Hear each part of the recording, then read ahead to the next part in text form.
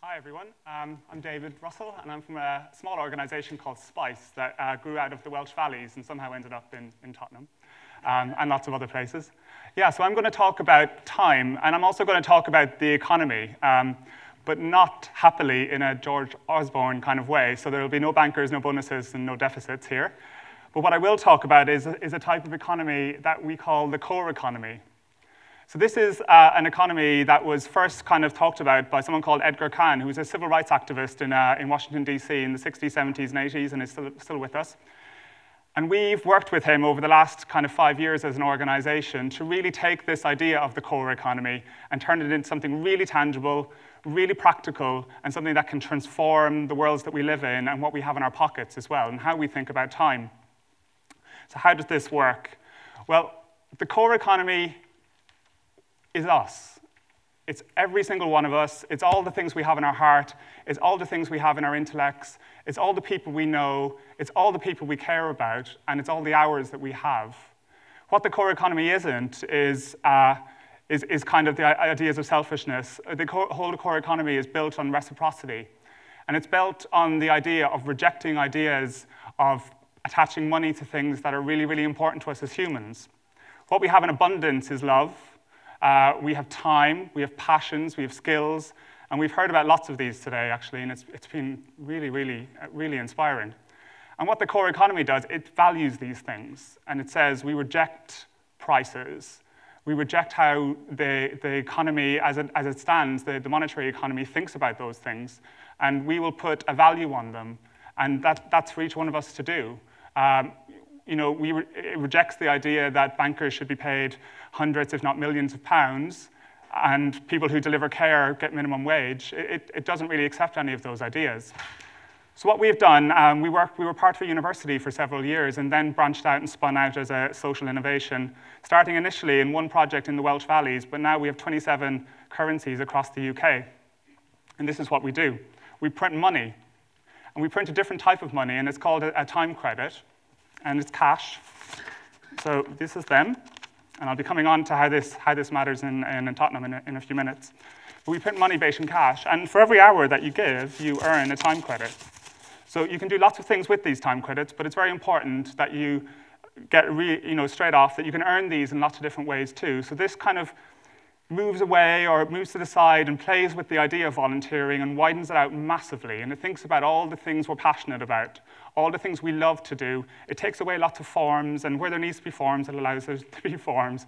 But it says, your time is valuable. And lots of people have time, some people less than others, some people more, but every hour is the same. So in our systems, if you've got what the monetary economy would consider a very valuable skill, so IT, for example, that would be valued the exact same way as someone having a conversation with someone who's very isolated or lonely. And it values those hours in the exact same way. So for every hour that you give, you earn a time credit, and then you can spend it in lots of different ways. So we work with lots of different partners. There's about 600 places in England and Wales where you can earn and or spend time credits.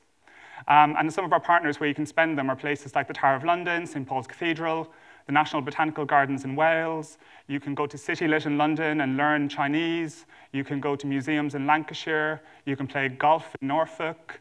You can go to the theatre. You can go to the British Museum. So we kind of take all the different parts of the world we live in, and we kind of work with them, and we say, come, take part in this system. Everyone contributes, and everyone contributes on an hourly basis. So what happens when you put a social money into an area? Well, we've been doing this rapidly over the last few years, and we've set up about 27 currencies across England and Wales in lots of different areas. I specialize in working in the health system and in care, but we also work across housing, communities, massive programs in schools as well. And what we do is we put in a currency in, and there's some good things about currency. So if you can get a currency flowing, what happens? And imagine if it's a social currency then. So you have rapid growth where people start giving time, they start exchanging the currency amongst themselves. You have people in hospitals and care homes going to the theatre for the first time.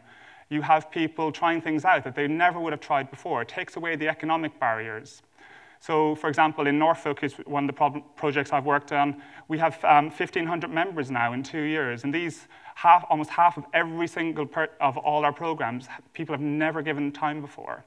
So you've rapidly growing projects with really different types of people getting involved.